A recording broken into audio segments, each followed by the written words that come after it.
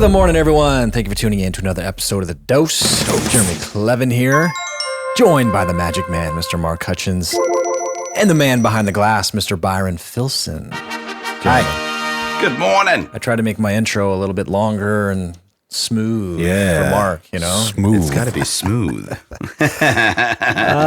Joined back, round 5, fifth and final round here. All good things must come to an end, but back, round 5, Mr. Joshua Smith.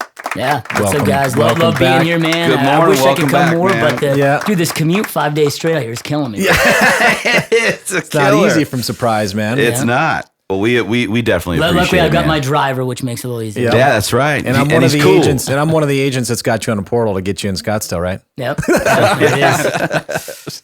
Well, we definitely good stuff. indeed appreciate having you here. So we were talking offline. So let's So let's dive in. Let's do it. Let's dive on in is right. So, we've talked, the past few days about, we've mentioned that, the November event, the speaking gig that, we had you on, and then you were mentioning, yesterday on a big one that you have coming up in March. And, the concept of what we were doing and why we had you on as one of our speakers is because it's an area that where you really, thrive and have an interesting outlook.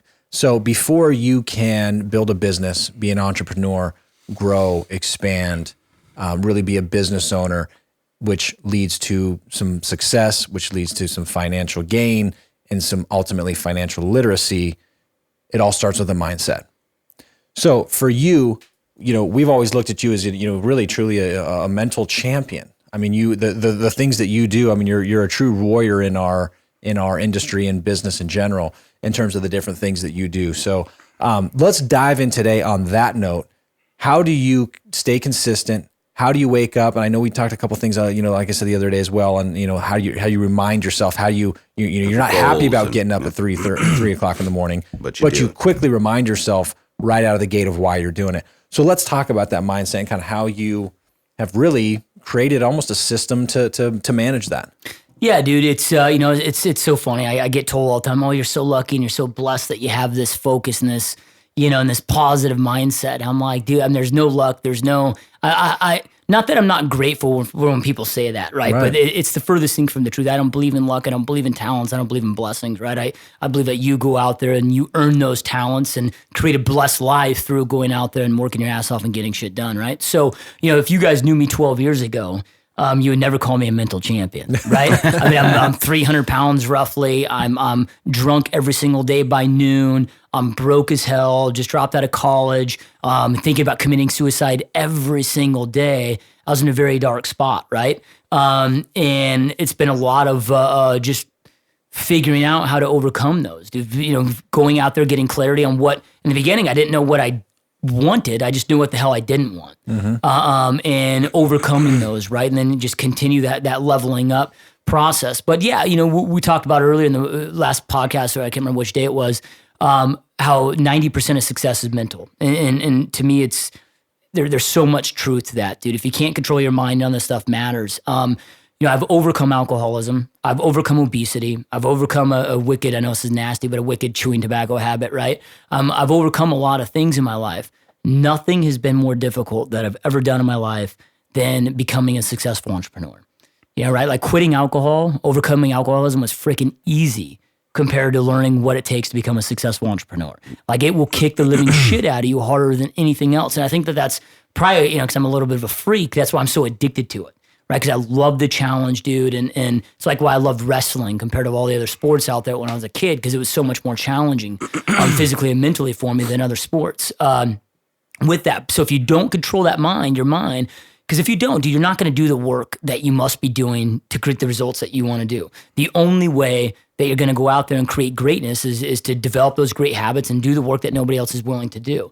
And I think one of the biggest mistakes people make today, and one of the reasons our society is so jacked up, dude, is because everybody operates on a place of emotions, right? Yes. Everybody's chasing happiness. Happiness is an illusion, you guys. Happiness does not equal fulfillment.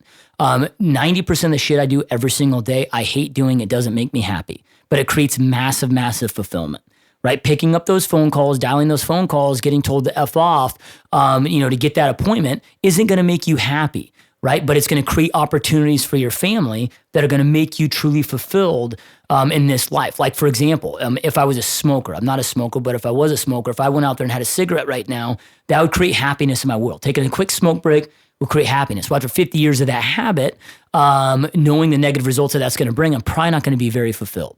Right? So you got to quit chasing happiness. We've got to quit listening to that emotion. We have this internal voice. One of my favorite books out there, The Fourth Agreement, which is followed by The Fifth Agreement. Awesome book. And he talks in there. He's like, okay, we all have this internal voice that's always speaking to us. But it's not you, right? If that's you speaking, well, who the hell's listening? He says that the voice is the domestication of society, of what society's trying to get you to become. Right? Which is this mediocrity vortex, man. Everybody's trying to get you to become average, because if you start achieving greatness, they're going to feel shittier about themselves, right? Another great book out there, Take the Stairs by Rory Vaden. Rory Vaden's kind of a self-discipline guru. He calls him that internal voice Mr. M, for Mr. Mediocrity. And that internal voice is always telling us to do the opposite of what we really should be doing. Like, you have to learn and you have to become very, very disciplined to not listen to your emotions. You must make decisions based on the big picture, the big outcomes. I know I said this in one of the podcasts that we had recently with you guys here in the Daily Dose of, you never sacrifice what you want most for what you want right now in the moment. Well, most people, when I say most, probably 99% of people, and it's not just beating up on realtors. I mean, this is why so many people have shitty freaking lives, dude. 80% of Americans hate their job, unfulfilled at their job, right? 76% are overweight, 40% are obese. 74% of Americans right now are living paycheck to paycheck, meaning they lose their job, they're reliant on government aid. I heard the stat the other day, it was mind-blowing, dude. Only 2% of Americans can retire at the age of 65 without being reliant on their kids to take care of them. Wow. So now they become a liability and a clutch to their kids. So you don't want to be average. I mean, look how scary that is. If that doesn't motivate you, I don't know what will, right? So then how do you do that? How do you make those hard decisions that nobody else is willing to do? It's getting clarity on what you want. You got to get crystal clear on exactly what it is that you want in this life. We are all going to die. That's the only certainty that I can tell you right now, is we are all going to leave this planet. We have a short, brief period of time. There's enough time to accomplish what you want if you live your life intentionally. But we got to get clear on that. Okay, what must happen before now and when I'm on my deathbed? And the ultimate, we talked about scoreboards with lead and lag measures.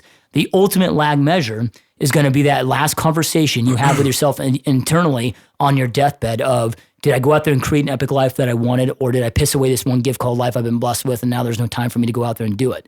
One of my favorite Jim Rohn quotes is, in life you're going to experience one of two pains, discipline or regret. The cool thing is discipline weighs ounces, regret weighs tons, and you have a choice of which one you're going to do, right? So getting clarity on what that looks like, man, and then those constant reminders every single day. Because, dude, it's so tough. Your average person today hears and sees 25,000 negative things a day and only 2,000 positive, right? So hear and see 12 times the amount of negativity. When you go out there and turn on the radio, you watch the news, you have to intentionally create your environment to win. So when you sit there and say, "Oh, Josh, you're a mental champion," well, I don't know if that's true. What I've become very disciplined at, though, is surrounding myself with the right people and the right things. Like, there's a reason, that I have my office that's like, I'm in an executive suite with no signage, nobody's in there, right? Mm-hmm. I've got it set up where, I'm in a place where I control who's around me. You go inside there, dude, with from everything's intentional, from where my goals are posted, my vision boards are posted, my posters that are in there are always keeping me front of mind. I don't have TV. I don't watch TV. I don't surround myself with negative people. It's that intentional daily work to make sure that you're mastering it, and that intentional daily, self-discipline. Like Zig Ziglar said, right? Motivation doesn't last, but it's bathing. That's why we need it daily. But the reality is you guys, you've got to control your mind so you'll do the work to create the success that you want to create. And then the last thing I'll leave you with this, because this is really a couple hour long topic that we could really go deep on. Really start thinking of the negative consequences if you don't do the work. Everybody thinks about the consequences if they do the work, meaning, okay, I'm going to pick up these dials, I'm going to get rejected, or I'm going to go door knocking, I'm going to get rejected, and that rejection sucks. Rejection, yeah.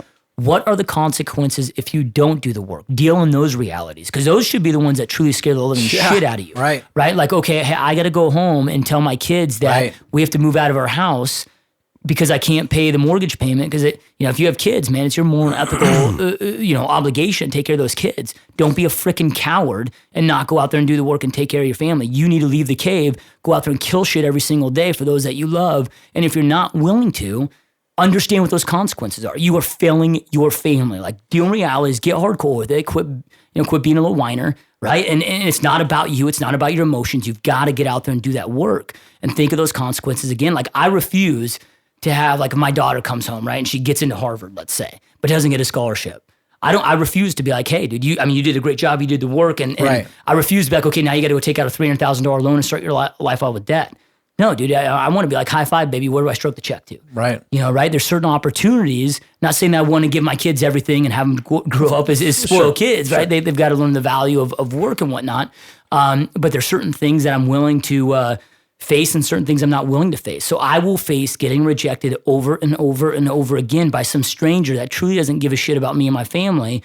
So then that I can truly live for the people that do really matter to me in my world.